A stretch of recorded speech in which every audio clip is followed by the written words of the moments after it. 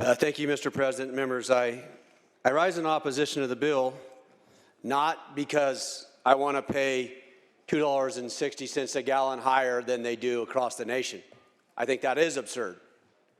But the reason I rise in opposition to this bill is that the California Legislature has many reasons why we pay a higher price. There's a higher tax, but there's also a lot of regulation that happens in California due to climate change and our goals to wean us off of oil and gas. We use 1.8 million barrels of oil in California every single day.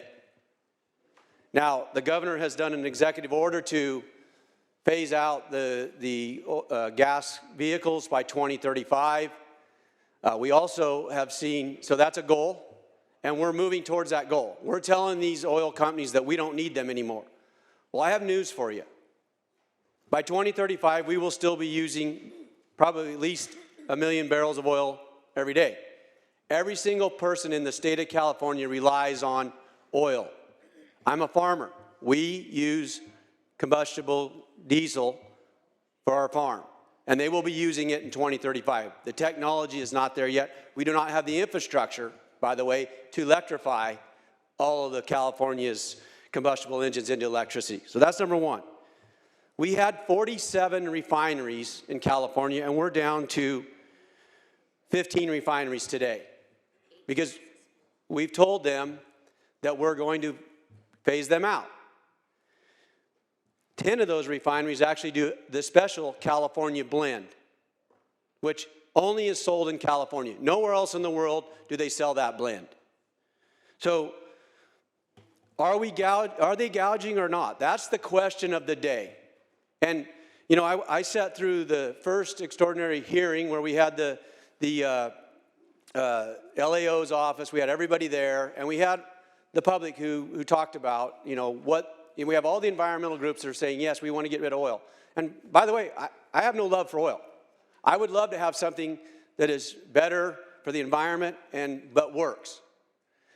But one of them said, if you ask Californians, it polls at 67% that Californians want you to take the profits away and give it back to the people. That's redistributing wealth. Our Constitution does not allow you as a legislature to take somebody's profit and give it to somebody else. That's a takings. Now, what does this bill do? Let's talk about this bill for a minute. This bill doesn't take profits. It gives the authority to the CEC to analyze and may take that. That's why that's the way you divert around the constitutionality of this bill. But what does this bill really do? This bill allows the California Energy Commission taking the power away from this body and giving it to the commission and allows them to regulate and run the business of the oil companies. Literally. They're going to, in Section 2 or Section 3 of this bill, it says, the commission, in consultation with labor and the workforce development agency and labor industry stakeholders, shall consider ways to manage necessary refineries, turnarounds, and maintenance. Now, I mentioned yesterday that I'm a farmer. We change the oil in our tractors every 250 hours because that's maintenance. But sometimes the engine blows up. And when the engine blows up, it doesn't work anymore, even though we maintained it right.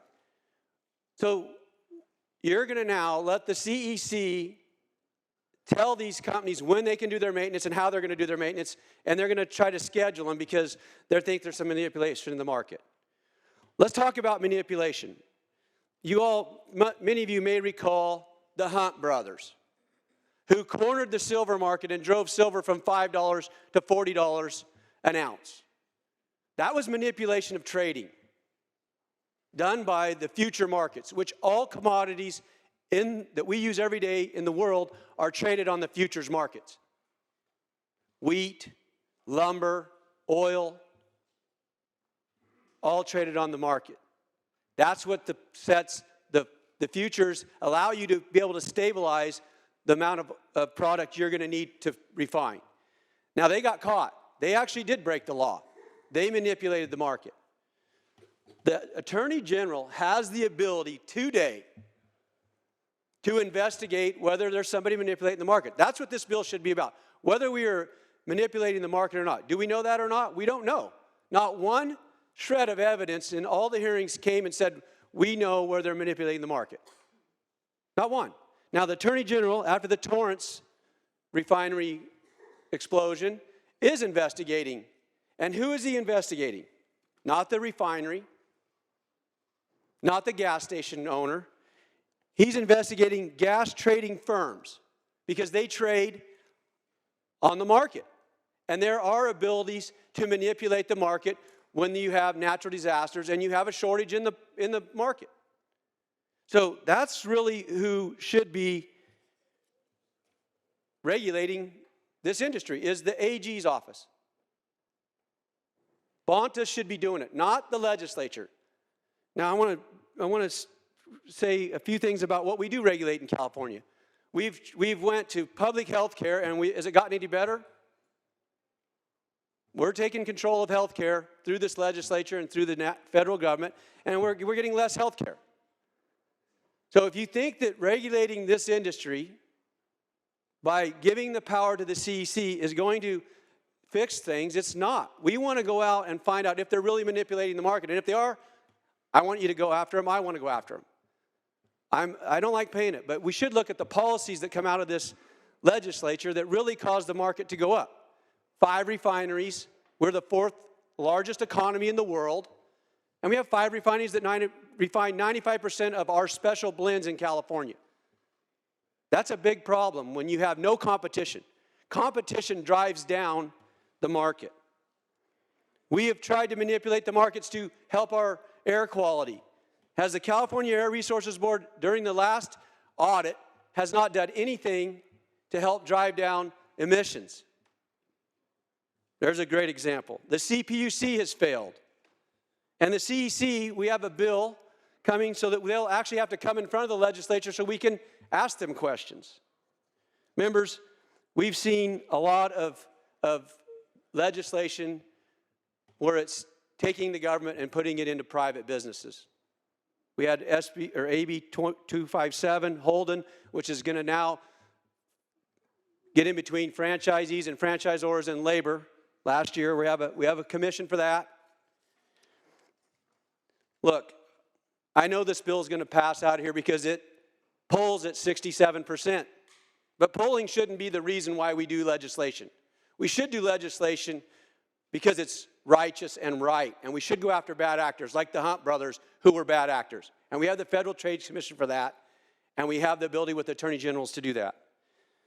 Now, as one of the 8 Republicans on the floor, we weren't part of this negotiation, and that's fine.